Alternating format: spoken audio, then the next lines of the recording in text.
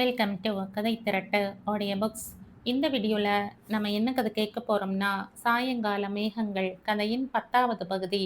நம்ம சேனலை இது வரைக்கும் சப்ஸ்கிரைப் பண்ணாதவங்க சப்ஸ்கிரைப் பண்ணுங்க.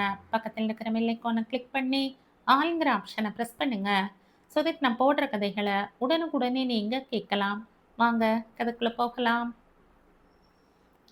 அடுத்து வந்த வருடங்களில் மதியின் வாழ்க்கை குழந்தையுடனேயே சென்றது. மிதுனோ எதையும் அதிகம் யோசிக்காமல் வாழ்ந்து கொண்டிருந்தான். வருடா வருடம் பிறந்த நாள் அன்று மதியின் ஞாபகம் வரும்தான். அந்த நாட்களில் அவள் அன்பு முழுவதும் அவனை படுத்தி எடுத்துவிடும். அப்போது கூட அந்த உணர்வை ஆராயாமல் ஒதுக்கியே பழகி தொலைத்திருந்தான். அவன் ஒரே அடியாக தன் உணர்வுகளை மதிக்காமல் இருந்ததற்கு காரணம் அவன் வளர்ந்த சூழலே. சிறுவயதில் இருந்தே அனைவரிடமும் ஒதுங்கி இருந்தவனுக்கு வெளிநாடு சென்றபோது அந்த வாழ்வியல் முறையை சுலபமாக பற்றி கொண்டிருந்தான். கண் மூடி திறப்பதற்குள் நாம் நினைக்கும் அனைத்துமே கிடைத்துவிடும் வசதி கொண்ட வெளிநாடுகளில் உணர்ச்சிகளுக்கு மட்டும் எந்த மதிப்பும் என்றுமே இருந்ததில்லை. நம் நாட்டை போல் உணர்வுகளால் பிணைக்கப்பட்ட உறவை பார்க்காமலே வளர்ந்தவனுக்கு தன் மனதில் எழுந்த உணர்வு கூட காதல் என்று புரியாமல் போய்விட்டது. வருடங்கள் கடந்ததில் அகானாவை ஒதுக்க முடியாமல் அவளுக்காக மட்டும் பூர்ணிமாவுடனும் சிறிது பேசி பழகியிருந்தான் மிதுன். மதி பற்றி யாருக்கும் தெரியாததால் அவர்கள் மிதுனை திருமணத்திற்கு வற்புறுத்த தொடர்ந்து 5 வருடமாக மறுத்து கொண்டே வந்தவன் அந்த வருடம்தான் பூர்ணிமா தொல்லை தாங்காமல் சம்மதித்திருந்தான். திருமணத்தில் நாட்டம் இல்லாமல் இருந்தது கூட மதி மீது அவன் கொண்டிருந்த காதலால் என்று அவன் உணரவில்லை என்பதை விட ஆராய்ந்து புரிந்து கொள்ள அவன் எந்த நாட்டமும் காட்டியதில்லை. திருமணத்தன்று கூட இது தேவைதானா என்ற குழப்பத்துடனே தான் இருந்தான். மதியை பார்த்து அவளுடன் திருமணம் என்றதும் அவன் மனதில் தோன்றிய அமைதி அதற்கு முன் என்றுமே அவன் அனுபவித்ததில்லையே. அப்போதாவது புரிந்திருக்க வேண்டும். எல்லாவற்றிற்கும் குழந்தையை காரணம் காட்டிவிட்டான். இப்போது அனைத்தும் புரிந்த போதோ அந்த வலியை தாங்க முடியாமல் துடித்து கொண்டிருந்தான் மிதுன். நடந்த அனைத்து சம்பவங்களையும் நினைத்து கொண்டே படுத்திருந்த மதி அப்படியே உறங்கிவிட மிதுன் தான் தூக்கம் வராமல் தவித்தான். மனதில் இருந்த காதலை உணராத போது சுலபமாக தெரிந்த அனைத்து விஷயமும் இப்போது கண்முன் பெரிய தவறாக தோன்றி அவனை பயமுறுத்தியது. மேலும் பரத் அவனை ஏமாற்றினான் என்று அவனுடன் இத்தனை வருடங்கள் பேசாமல் இருந்தானே, அவன் அவளுக்கு செய்ததும் அதே தவறுதானே.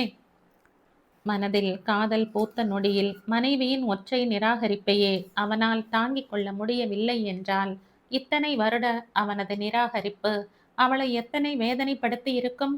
மனதில் எழுந்த குற்ற உணர்வு முள்ளாய் குத்த அதை தாங்க முடியாமல் மெதுவாக எழுந்து உள்ளே வந்தான் மிதுன். அங்கே அவன் மனைவி கட்டிலில் ஒரு ஓரமாக கால்களை குறுக்கி கொண்டு படுத்திருந்தாள். அவளை பார்த்ததும் ஏனோ அவள் அருகில் சென்று படுக்க அவனுக்கு மனம் வரவில்லை. மனதில் இருந்த ரணத்திற்கு மருந்தாக அவளின் காலடியில் அமர்ந்து கொண்டான் மிதுன். அவளது மென் பாதங்களை அவள் தூக்கம் கலையாதவாறு மெதுவாக பிடித்து கொண்டவன் அவள் காலடியிலேயே தலை சாய்த்து படுத்து விட்டான். ஏதோ அவன் செய்த எல்லா தவறுகளுக்கும் இதுதான் தனக்கான சரியான இடம் என்று அவனுக்கு தோன்றியிருந்தது. எத்தனை தூரம் முயன்றும் அவன் மனதில் எழுந்த வலி குறைய மாட்டேன் என்று அடம் பிடித்து அவனை உயிரோடு கொன்று புதைக்க அவன் கண்களில் இருந்து வழிந்த கண்ணீர் அவன் தவறுகளுக்கு விடையாய் மதியின் பாதங்களை நனைத்தது. ரதி பேபி, என்னை மன்னிப்பாயா ரதி பேபி? இல்லை என்னை மாதிரியே முட்டாள்தனமாக பேசாமல் ஒதுங்கி போவாயா? என்னால் தாங்க முடியவில்லையே பேபி. மென் குரலில் அவள் தூக்கம் கலைக்காமல் அவள் கால்களிடமே புலம்பியவன் அப்படியே எப்படியோ உறங்கிப் போனான். இரவு தாமதமாக படுத்ததால் மதியே அன்று காலை லேட்டாகத்தான் எழுந்தாள். தூக்கம் கலைந்து எழுந்தவள் லேசாக புரள அப்போதுதான் தன் கால் எதிலோ அகப்பட்டிருப்பது அவளுக்கு உரைத்தது.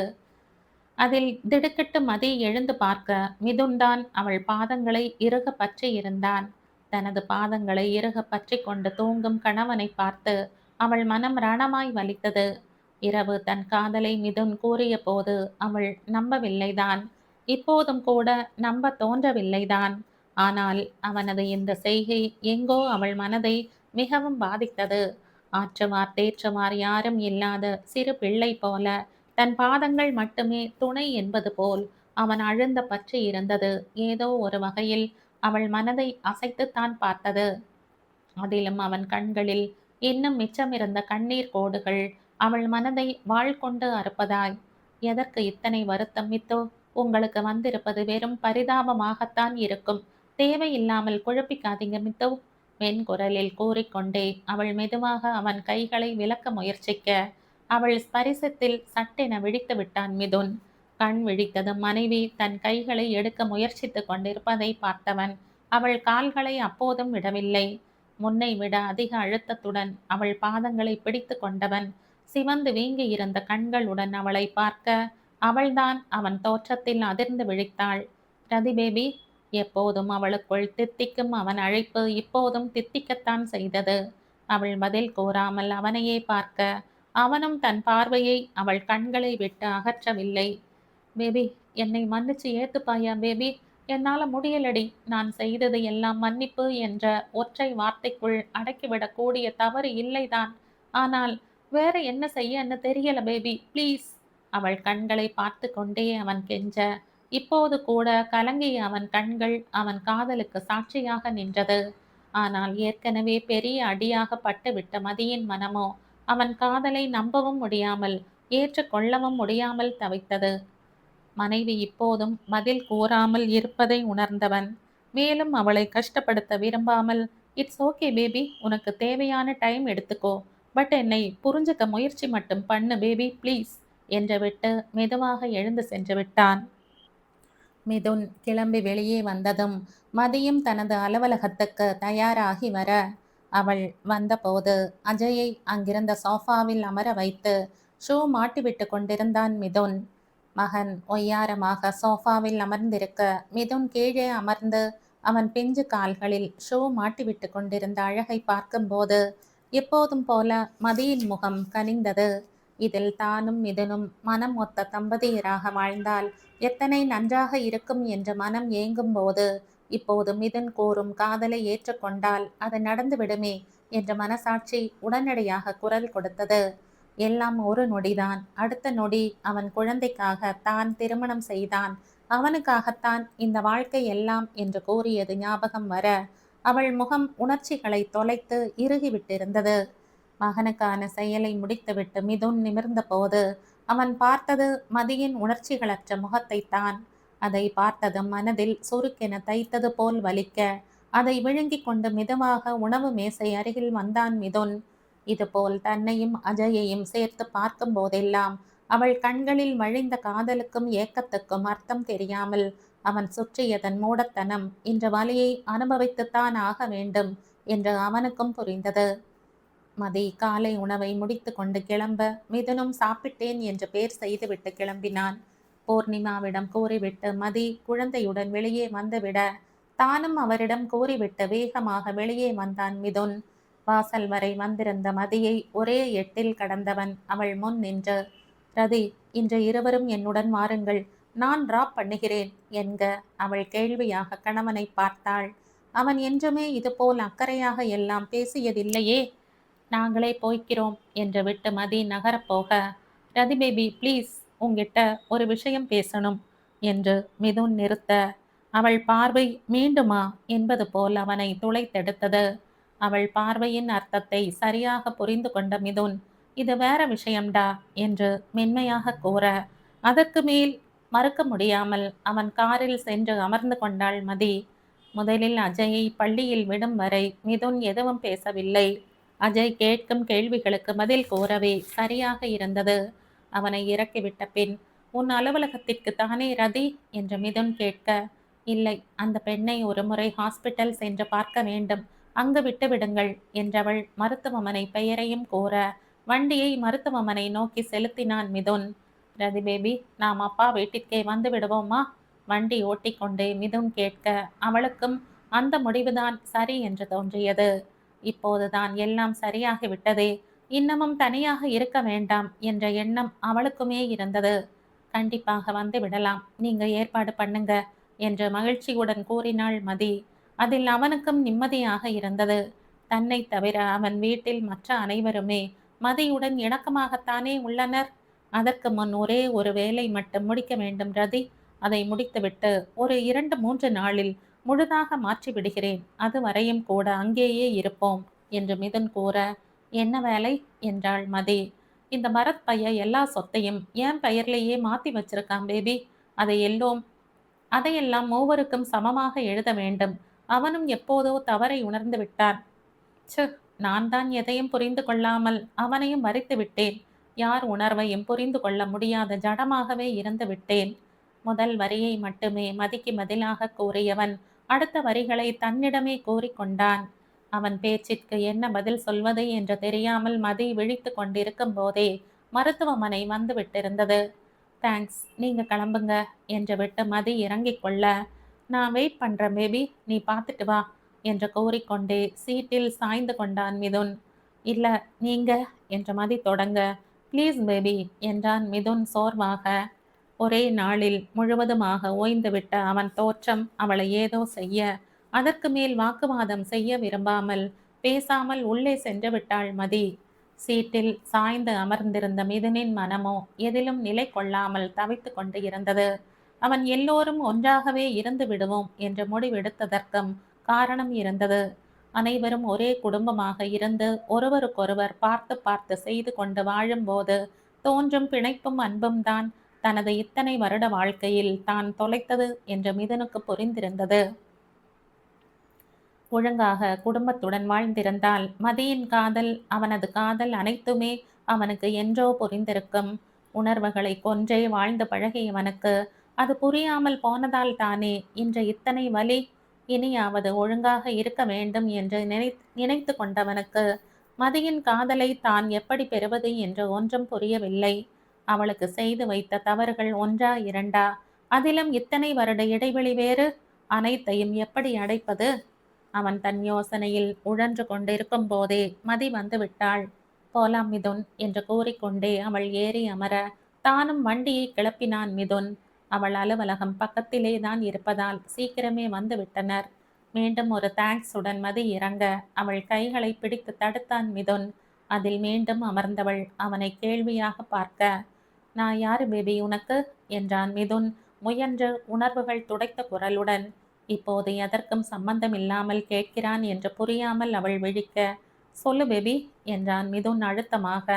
ஹஸ்பண்ட் என்றாள் மதி இன்னும் தெளியாத முகத்துடன். இப்படித்தான் ஹஸ்பண்டுக்கு எப்ப பாரு தேங்க்ஸ் சொல்வாங்களா பேபி? அவன் கேட்டதில் இருந்து ஒருவாறு என்ன கூற வருகிறான் என்ற மதிக்கு புரிய அவனை ஆழ்ந்து ஒரு பார்வை பார்த்தாள் மதி. அந்த பார்வையே தனக்கு எதிரான பதில்தான் வரப்போகிறது என்று மிதுனுக்கு உணர்த்த சிறு பயத்துடனே அவளை பார்த்து கொண்டிருந்தான். எல்லோரும் சொல்ல மாட்டாங்கதான் மிதோ, ஆனா நம் திருமணத்தின் அடிப்படையே குழந்தைதானே. அவன் நன்றாக வளர வேண்டும் என்று நடந்த திருமணம்தானே. மற்றபடி நீங்கள் எனக்கு செய்வது எல்லாமே அதிகப்படி உதவிதான். அதற்கு நன்றி கூறுவதுதானே முறை. அழுத்தம் திருத்தமாக ஒலித்த மனைவி குரலில் சட்டென அவள் கைகளை விட்டுவிட்டான் மிதுன்.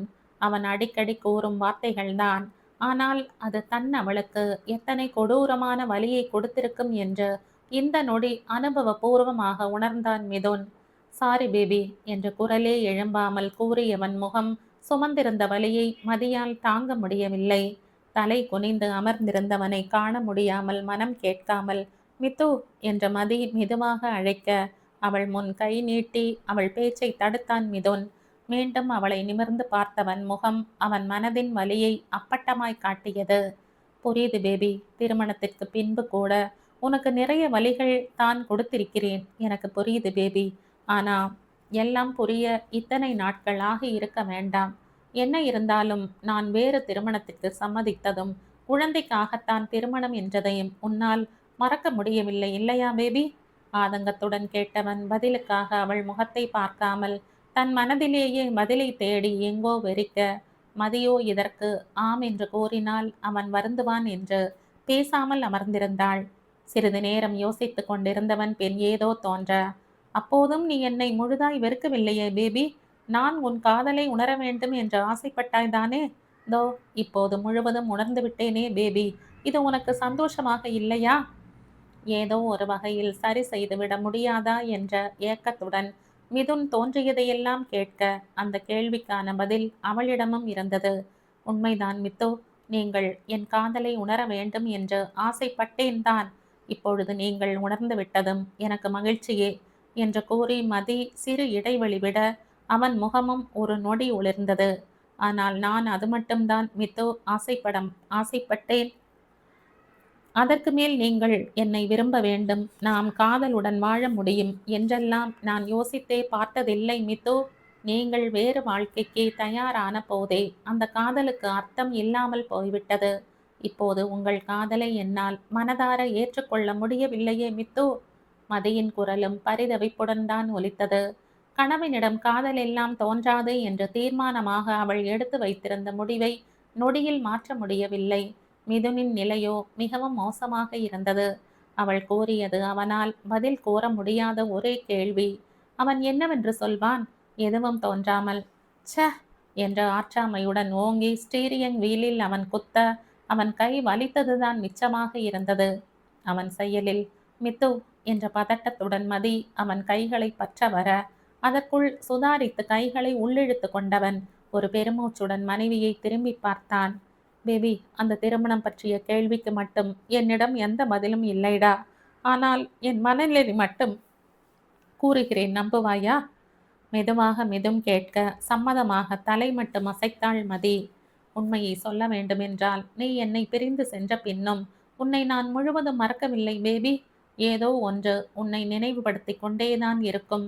அதனால் தான் இத்தனை வருடங்கள் திருமணத்திற்கு சம்மதிக்காமல் இருந்தேன்.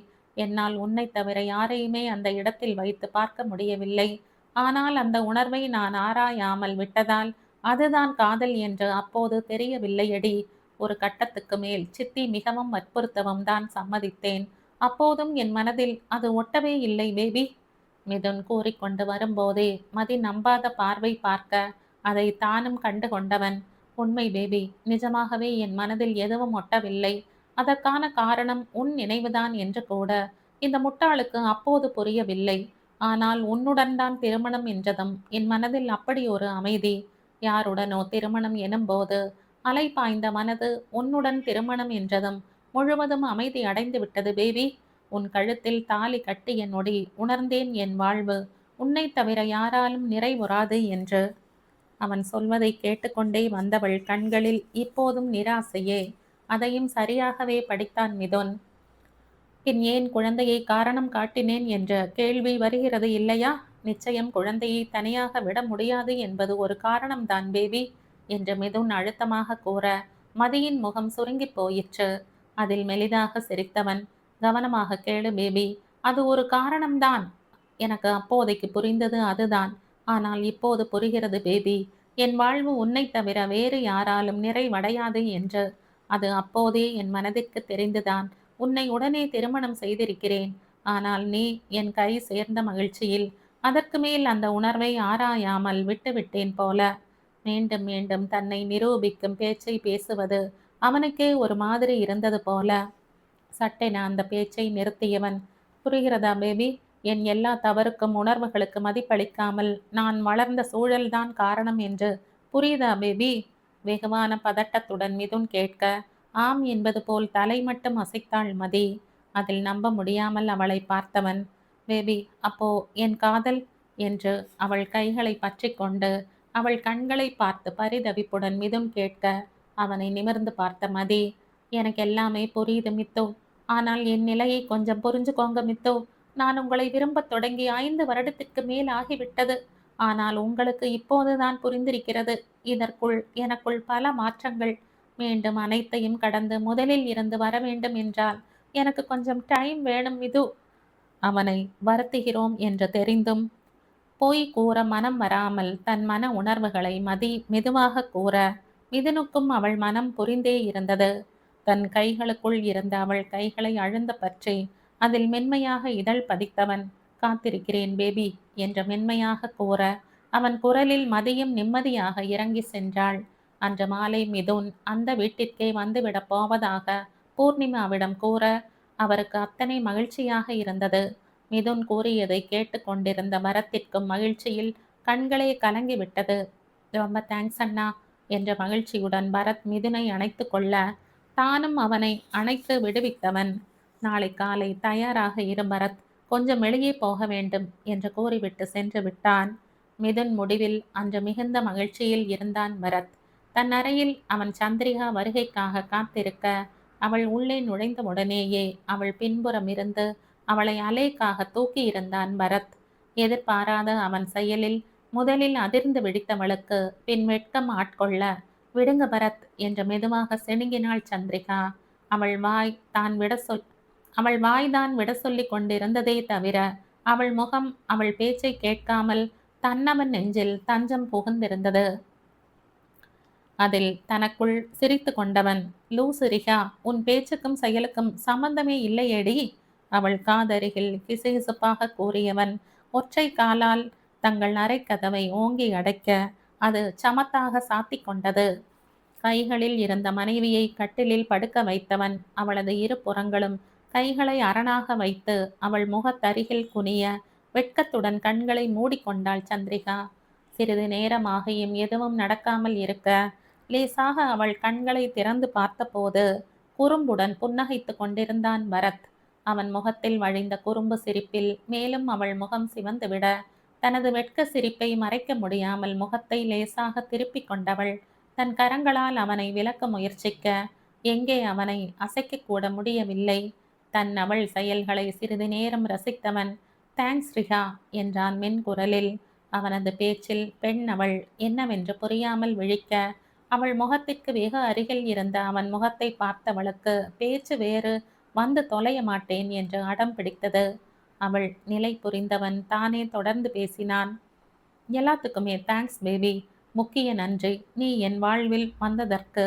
என் மனதில் இருந்த ரணத்திற்கெல்லாம் உன் ஒற்றை பரிசம் அத்தனை ஆறுதலாய் இருந்ததற்கு, என்னை எனக்காக விரும்பியதற்கு, என் சந்தோஷத்தை மீட்டு கொடுத்ததற்கு எல்லாத்துக்கும் தேங்க்ஸ் பேபி. நிகழ்ந்துவிட்ட குரலில் பரத் பேச அவன் மனநிலை புரிந்து கணவனின் மனமும் அவளுக்கு புரிந்தது.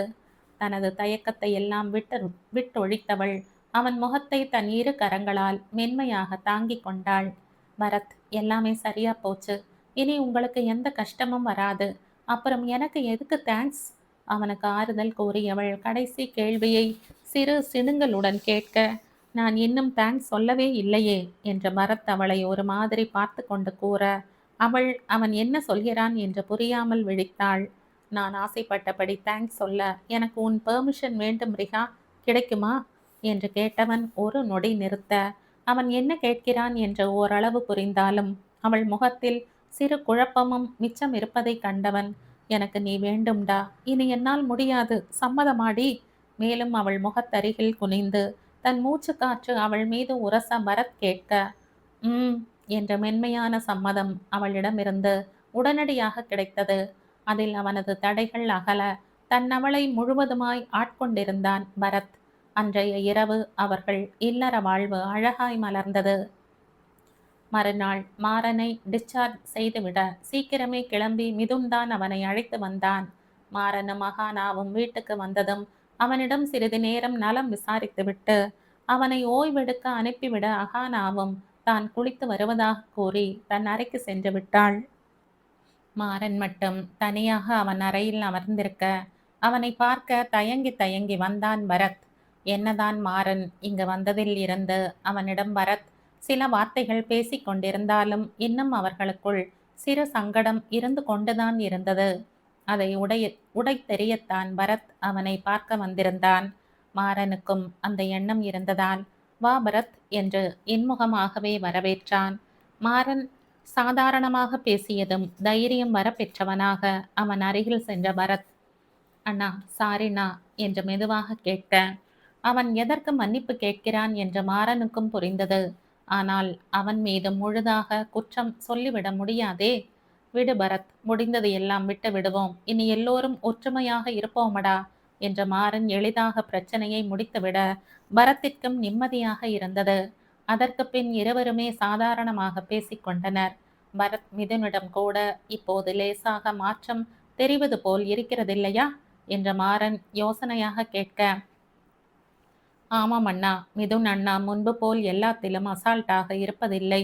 இப்போது அவர் அண்ணியை பார்க்கும் பார்வையில் நிறைய மாற்றங்கள் அண்ணா என்று கூறிய பரத் அன்று மதி தாமதமாக வந்த அன்று மிதுனின் நடவடிக்கையையும் சேர்த்தே கூறினான். அதை கேட்ட பின் மாறனுக்கும் இனி அவர்கள் வாழ்க்கை சரியாகிவிடும் என்ற சிறு நம்பிக்கை வந்தது. பார்ப்போம் பரத், சீக்கிரம் எல்லாம் சரியாக வேண்டும். அவர்கள் வாழ்வும் சரியாகிவிட்டால் மிகவும் நிம்மதியாக இருக்கும். ஒரு பெருமூச்சுடன் மாறன் முடிக்கவும் அந்த அறைக்கு மிதுன் வந்து சேரவும் சரியாக இருந்தது. பரத்தும் மாறனும் சகஜமாக பேசிக் கொண்டிருப்பதை பார்த்த மிதுன், என்ன நீங்க 2 பேரும் ராசி ஆயாச்சா என்று சிறு புன்னகையுடன் கேட்டுக்கொண்டே வர அவனை பார்த்த மற்ற இருவரும் நட்புடன் புன்னகைத்தனர். அங்கிருந்த இருக்கையில் அமர்ந்த Mithun, Maran, I am really sorry. நான் செய்த தவறு எல்லோரையும் பாதித்து விட்டதில்லையா? எனக்கு இப்போதான் எல்லாமே புரிந்தது மாறன். இனி ரதி பேபியை நான் உயிராய் பார்த்துப்பேன். நீங்க எந்த கவலையும் பட வேண்டாம் என்று மெதுவாக கூற, பரத் மாறன் இருவரும் ஒரு அர்த்தம் பொதிந்த பார்வையை பகிர்ந்து கொண்டனர். மிதுன் பேசியதை கேட்டு இருவரின் மனமும் நிறைந்து விட்டது. மிதுனின் மாற்றம் ஒரு புறம் மகிழ்ச்சியாக இருந்தாலும் மதியின் கோபமும் வருத்தமும் மாறனுக்கு தெரியுமே. அது அத்தனை எளிதில் மாறக்கூடியதும் அல்லவே.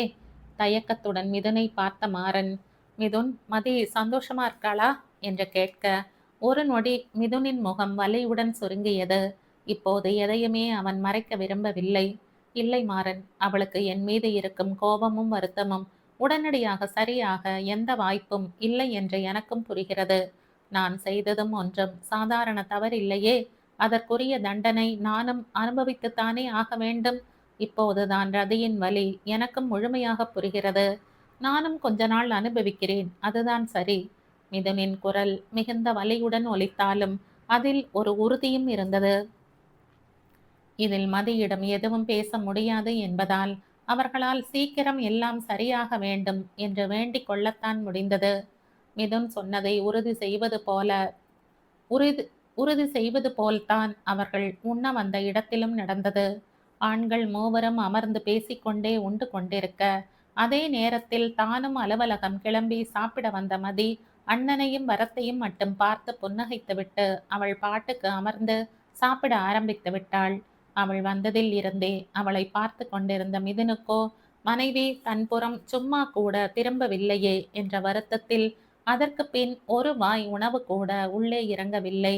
மதியோ கிளம்பும் அவசரத்தில் எதையும் கண்டு கொள்ளாமல் விறுவிறுவென உண்டுவிட்டு, பரத், கொஞ்சம் அஜயை ஸ்கூல்ல விட்டுருங்க ப்ளீஸ் என்று விட்டு எழுந்து விட்டாள். கை கழுவி வந்தவள் கிளம்புவதற்கு முன் ஒரு நொடி நின்ற கணவனை திரும்பி பார்த்தாள். அவன் கண்களில் நிறைந்த வலியுடனும் தன்னிடம் சொல்லிவிட்டு செல்வாளா என்ற அல்ப ஆசையுடனும் அவளை பார்த்து கொண்டிருக்க, அவளோ முகத்தில் எந்த உணர்ச்சியும் காட்டாமல் மீண்டும் வேகமாக சென்று விட்டாள். அதை பார்த்து என்ன முயன்றும் கட்டுப்படுத்த முடியாமல் மிதுனின் முகம் சுருங்கிவிட, அதற்கு மேல் உண்ண முடியாமல் எழுந்து சென்று விட்டான். இருவரின் செயலையும் பார்த்து கொண்டிருந்த மாறனுக்கும் வரத்திற்கும் தான் இருவரையும் நினைத்து வேதனையாக இருந்தது. இவங்களை எப்படியாவது சரி பண்ணணும் பரத் என்ற மாறன் தீவிரமாக யோசிக்க, ஆமாம்னா, இப்படியே விட்டால் சரி வராது, ஏதாவது செய்வோம் என்று கூறிய பரத்தும் அதை பற்றி யோசிக்க தொடங்கினான். சற்று நேரத்தில் மிதுன் பரத் இருவரும் கிளம்ப, மிதுன் நேராக பரத்தை வக்கீல் வீட்டுக்குத்தான் அழைத்து வந்தான். அங்கு வந்ததும் தன் அண்ணன் செய்ய போகும் காரியம் அவனுக்கு புரிய, அண்ணா என்ற காரில் இருந்து இறங்காமல் இழுத்தான் பரத். அவன் குரலில் அவனை திரும்பி பார்த்த மிதுன், இறங்கு பரத் என்று அழுத்தமாக கூற, அவனோ மிதுன் குரலில் இருந்த அழுத்தத்தில் வருத்தத்துடன் அவனை பார்த்தான். இன்னும் என் மேல நம்பிக்கை இல்லையா? திரும்பவும் இந்த சொத்துக்காக ஏதாவது செய்வேன் என்று நினைக்கிறாயா? குரலில் தேங்கிய வலியுடன் பரத் கேட்க, சு, அப்படி இல்லை பரத், எதுவுமே நியாயமாக இருக்க வேண்டும். அப்பா இறந்தபோது நீங்கள் இருவரும் சிறுவர்கள் என்பதால் மட்டும்தான் அவர் என் பெயரில் தொழிலை எழுதி வைத்தது. நானும் அதனால் மட்டும்தான் அப்போது சும்மா இருந்தேன். நடுவில் பிரச்சனைகள் நடக்கவில்லை என்றால் இதை நான் எப்போதோ செய்திருப்பேன்டா. சாதாரணமாக பேசிக்கொண்டே மிதுன் ஒரு நொடி நிறுத்தி ஆழ்ந்த மூச்செடுத்து கொண்டான். மேலும் நம் குடும்பத்தில் எக்காரணம் கொண்டும் சிறு மன சுணக்கம் கூட இனி வரக்கூடாதுடா. என்னால முடியலை பரத். இத்தனை நாள் இருந்த தனிமை போதும்டா. அந்த தனிமையால் தான் நிறைய பாவங்கள் செய்து அதில் இருந்து மேலும் வழி தெரியாமல் போராடி கொண்டிருக்கிறேன். ப்ளீஸ் புரிஞ்சுக்கோ. எல்லாம் சரியா இருந்தால்தான் என்னால் கொஞ்சமாவது நிம்மதியாக இருக்க முடியும். மிதுனின் நீண்ட பேச்சில் அவனது மனநிலை மரத்திற்கு நன்றாக புரிந்தது. எதற்காக இல்லாவிடிலும் மிதுனின் நிம்மதிக்காக எதை வேண்டுமானாலும் செய்யலாம் என்று தோன்ற, சரிண்ணா, உன் இஷ்டம், வா என்று இறங்கிவிட்டான் பரத். வக்கீலிடம் ஏற்கனவே சொல்லி மூவர் பெயரிலும் சரிசமமாக சொத்துக்களை பிரித்து எழுதியிருந்த மிதுன் தம்பியையும் வைத்து கொண்டு அவன் கையெழுத்திட வேண்டிய அனைத்திலும் கையெழுத்திட்டு கொடுத்துவிட்டு அங்கேயே அதை பதிவும் செய்து விட்டான். அகானா மாறனை விட்டு நகர மாட்டேன் என்று அடம் பிடித்ததில் அவளை விட்டுவிட்டு வந்திருந்தனர். இங்கு வீட்டில் காலை உணவை முடித்து கொண்டு தன் அறையில் சென்று மாறன் அமர்ந்திருக்க தானும் குளித்து உணவு முடித்து கொண்டு மாறன் அறைக்கு வந்தாள் அகானா. வந்தவள் அவனுக்கு தேவையான மாத்திரைகளை எடுத்து அவனிடம் நீட்டி, போட்டுக்கோங்க மாறா என்று கூற, அவனோ குளித்து புதுமலராய் இருந்தவளை கண் கொட்டாமல் ரசித்து கொண்டிருந்தான். தன் கைகளில் இருந்த மாத்திரையை அவன் எடுக்கவில்லையே என்ற யோசனையுடன் அகானா அவனை நிமிர்ந்து பார்க்க, அவன் பார்வையில் இருந்த வேறுபாட்டை அப்போதுதான் கவனித்தவள் அவன் தலையில் நங் என்று கொட்டி வைத்தாள்.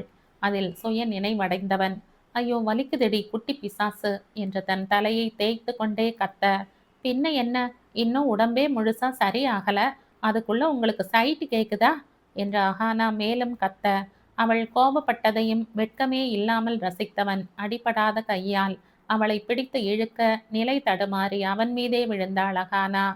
என் ஆனா குட்டியை நான் சைட் அடிப்பேன், கிஸ் அடிப்பேன், என்ன வேணாலும் அடிப்பேன், நீ யாரடி கேட்க? அவள் காதருகில் கிசுகிசுப்பாக பேசிக்கொண்டே அவளை தன் மடியில் வாகாக அமர வைத்து கொண்டான் மாறன். அகானா அவனிடம் இருந்து திமிரிக்கொண்டே, ஆமா அடிப்பீங்க அடிப்பீங்க என்று நொடித்து கொண்டு எழ முயற்சிக்க, தன்னை சுற்றி வளைத்திருந்த அவன் கைகளை அவளால் அசைக்கக்கூட முடியவில்லை. அடிச்சா என்னடி பண்ணுவ? மீண்டும் காதருகில் ஒலித்த அவன் குரலில் பெண் அவள் தேகமெல்லாம் சிலிர்க்க அது அவனுக்கு மேலும் வசதியாக போயிற்றோ. அவள் இடையில் இருந்த கையை எடுத்து அவள் முகத்தை தன் முகம் நோக்கி திருப்பியவன் அவள் என்னவென்று யோசிக்கும் முன் அவள் இதழ்களை சிறை செய்திருந்தான். இருவருக்குமான முதல் இதழ் யுத்தம். இத்தனை மாத காதல் வாழ்க்கையில் தான் கடைபிடித்து வந்த கண்ணியத்தை எல்லாம் துடைத்து எரிந்திருந்தான் மாறன். ஒரு முறை அவளை பிரிந்தது அவனை ஆழமாக பாதித்திருக்க அந்த காயத்திற்கு மருந்தாய் அவள் அவனுக்கு தேவைப்பட்டாள்.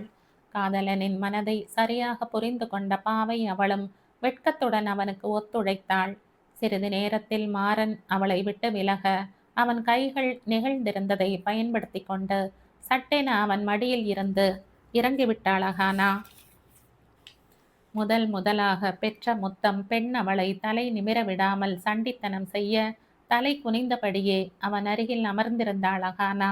சற்று நேரம் முன்பு வாய் அடைத்து கொண்டிருந்தவள் இப்போது வாய் அடைத்து போய் அமைதியாக அமர்ந்திருப்பதை பார்த்த மாறனின் உதட்டிலும் ஒரு ஏகாந்த புன்னகை தோன்றி மறைந்தது. என்ன அனா குட்டி, ஏதேதோ பேசின, ஒன்னும் செய்ய காணமே நக்கலுடன் மாறன் கேட்க, அவளும் இன்னும் நிமிராமல், நீங்க ரொம்ப கெட்ட பையனாகிட்டீங்க மாறா என்றாள் குரலே எழும்பாமல். அதில் முதலில் சத்தமாக சிரித்தவன் முகம் சில நொடிகளில் இறுகி போயிற்று. அவன் சிரிப்பு சத்தம் நின்றதும் என்னவென்று அகானா நிமிர்ந்து பார்க்க மாறனோ அவளையே தான் பார்த்து கொண்டிருந்தான்.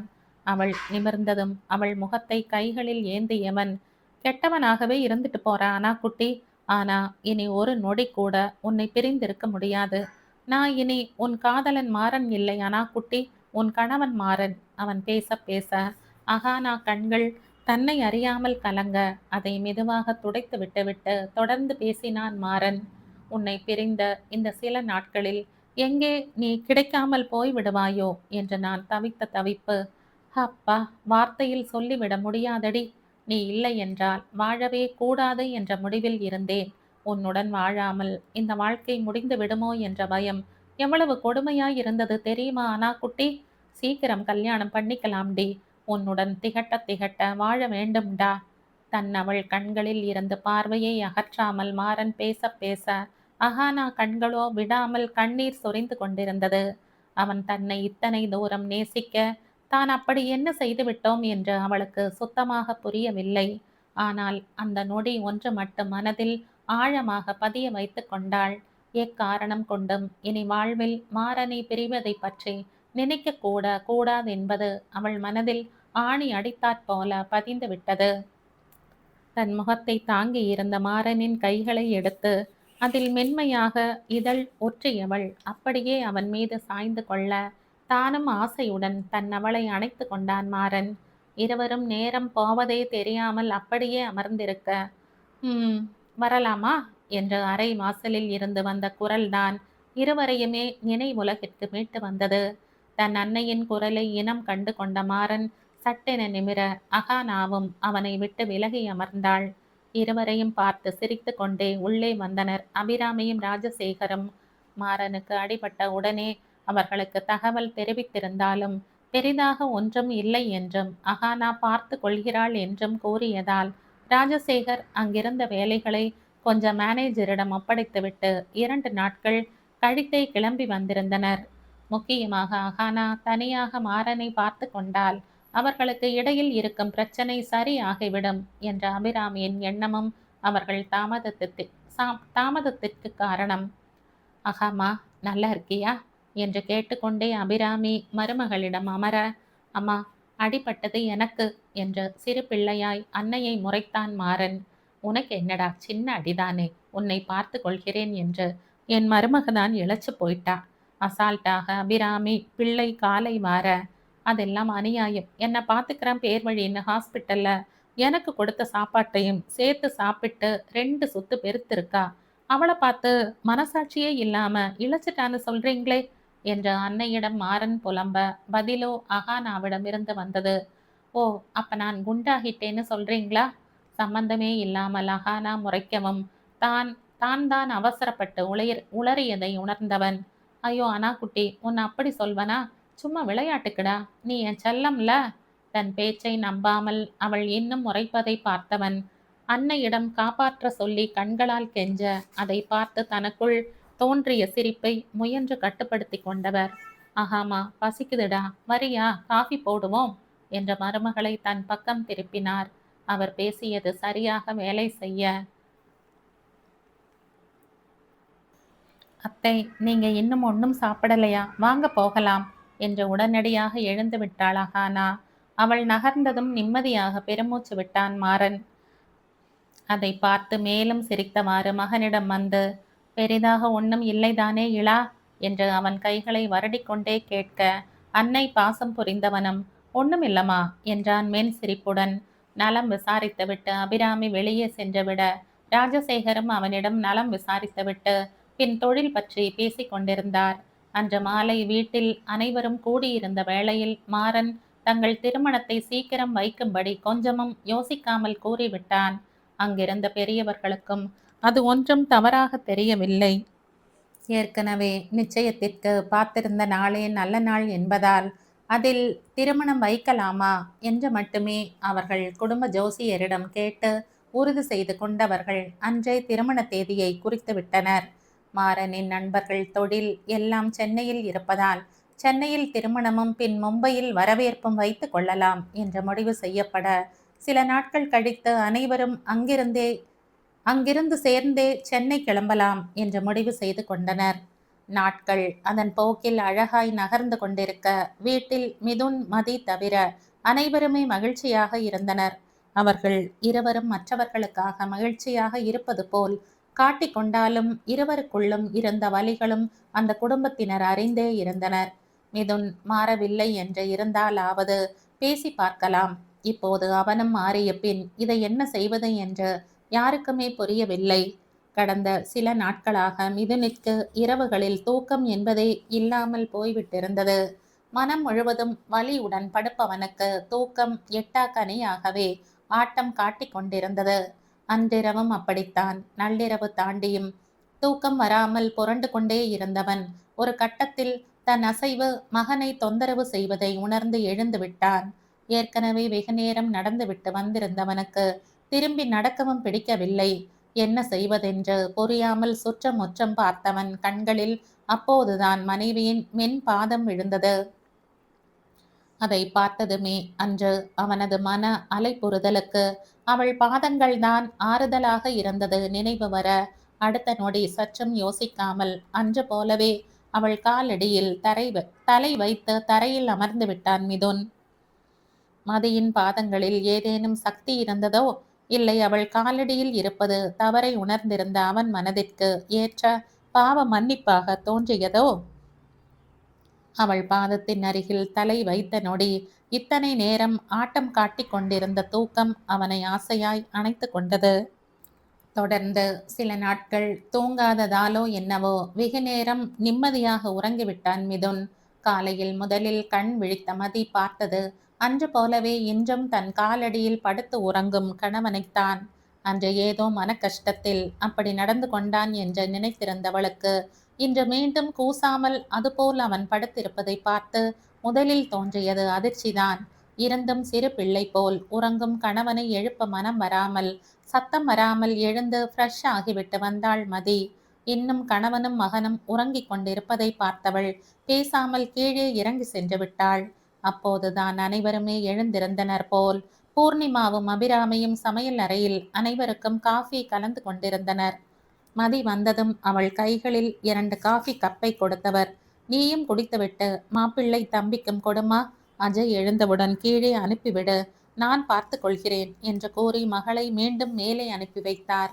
கைகளில் காஃபியுடன் வந்தவள் இன்னும் கணவன் அதே நிலையில் உறங்குவதை பார்த்தவளுக்கு என்னவோ போல் இருந்தது. வெறும் தரையில் கால் மடக்கி அமர்ந்து தலையை மட்டும் மெத்தையில் சாய்ந்து படுத்திருந்தவனை பார்த்து அவனுக்கு கழுத்து வலிக்குமே என்றுதான் மதிக்கு கவலையாக இருந்தது. கணவன் அருகில் சென்று மெதுவாக அவன் தோளை தொட்டவள் மித்தோ என்று மென்மையாக அழைத்து அவனை லேசாக உலுக்கினாள். மனைவி ஸ்பரிசத்தில் எழுந்து விட்டவன் முகத்தின் அருகில் காலையிலேயே மனைவியின் மதி முகத்தை பார்த்த மகிழ்ச்சியில் குட் மார்னிங் பேபி என்றான் மலர்ந்த புன்னகையுடன். ஆனால் தன் முகத்தில் இருந்த புன்னகையின் சாயல் மனைவி முகத்தில் காணாமல் போகவும் தான் நிதர்சனம் உரைக்க சட்டென எழுந்து விட்டான் மிதுன். இங்க ஏன் படுத்திருக்கீங்க, மேலே படுத்து தூங்குங்க மெதுவாக மதி கூற, இல்ல பேபி எனக்கு இங்கதான் தூக்கம் வருது என்றதோடு முடித்து கொண்டு குளியல் அறைக்குள் புகுந்து கொண்டான் மிதுன். மதிதான் இது என்ன மாதிரி பதில் என்று தெரியாமல் விழித்து கொண்டு நின்றாள். ஒரு காலத்தில் செய்த தவறை கூட உணராமல் சுற்றி கொண்டிருந்தவன், யாரை பற்றியும் எந்த கவலையும் பட தெரியாமல் இருந்தவன், அனைத்தையுமே அலட்சியமாகவே மட்டுமே பார்த்து பழகியவன் இன்றோ அவள் காலடியில்தான் தூக்கம் வருகிறது என்கிறான். இதுதான் காதலின் விந்தையோ? அந்த அளவா தான் அவனை பாதித்திருக்கிறோம் என்று ஆச்சரியமாக இருந்தது மதிக்கே. என்னதான் அவன் காதல் ஒரு புறம் ஆச்சரியமாக இருந்தாலும் அவள் கணவன் மனைவியே ஆனாலும் தன் காலடியில் இருப்பது அவளுக்கு சுத்தமாக பிடிக்கவில்லை. அவள் மிதுவின் கம்பீரம் தன்னிடமேயானாலும் குறையக்கூடாது என்றே அவளுக்கு தோன்றியது. தன் காலை கடன்களை முடித்துவிட்டு வெளியே வந்த மிதுன் காஃபியை எடுத்துக்கொண்டு பால்கனி சென்று விட மதியும் தனக்குரியதை எடுத்துக்கொண்டு அவன் பின்னால் வந்தாள். மனைவியை ஒரு முறை வலி சுமந்த கண்களுடன் பார்த்தவன் எதுவும் பேசாமல் திருப்பிக் கொண்டான். அப்போதெல்லாம் அவன் கண்களில் அந்த வலி நிலையாகவே போய்விட்டது. மதியின் மனதை மிகவும் பாதித்தது. கட்டிலில் படுத்து கொஞ்ச நேரம் தூங்குங்களேன் மித்தோ என்று மெதுவாக மதி பேச்சை தொடங்க அவள் கணவனோ மறுப்பாக தலை மட்டும் அசைத்தான். அதில் அவளுக்கு சிறிதாக கோபம் வர, சும்மா அடம் பிடிக்காதீங்க மித்தோ, நீங்க என் காலடியில் படுத்தா எனக்கு என்னவோ மாதிரி இருக்கு என்ற மதி லேசாக குரலை உயர்த்தி கூற அவனிடம் மீண்டும் அதே வலி பொதிந்த பார்வையே. சரி பேபி, உனக்கு சங்கடமா இருக்குன்னா இனி நான் அப்படி படுக்கவில்லை. ஆனால் அதை கூறும்போது அவன் குரலில் ஏன் அத்தனை விரக்தி, அதுதான் அவளுக்கு புரியவில்லை. மேலே படுத்து தூங்குவீர்கள் தானே என்ற மதி சிறு குழப்பத்துடன் கேட்க, இல்ல பேபி என்று எங்கோ வெறித்து கொண்டு இடவலமாக தலையசைத்தான் மிதுன். அதில் மதி குழப்பத்துடன் அவனை பார்க்க அவள் பார்வை உணர்ந்து மெதுவாக அவள் புறம் திரும்பினான் மிதுன். எனக்கு உன் காலடி தவிர வேறு எங்கேயும் தூக்கம் வரவில்லை பேபி. ஆனால் உனக்கு சங்கடமாக இருக்கு என்றால் நான் இனி அதை செய்ய மாட்டேன்டா. உன்னை எந்த வகையிலும் நான் படுத்த விரும்பலை பேபி. ஏற்கனவே உன் நிம்மதி முழுவதையும் பறித்தவன் நான். இந்த காதல் நிராகரிப்பு ஒரு மனிதனுக்கு எத்தனை தூரம் வலிக்கும் என்று ஒவ்வொரு நொடியும் உணர்கிறேன் ரதி பேபி. இதை உனக்கு வருடக்கணக்கில் பரிசளித்தவன் நான்.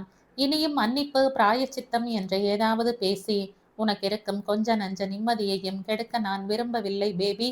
உனக்கா என்று என் காதல் புரிந்து அதை ஏற்றுக்கொள்ள மனம் வருகிறதோ அதுவரை நான் உன்னை எந்த தொந்தரவும் செய்ய மாட்டேன்டா.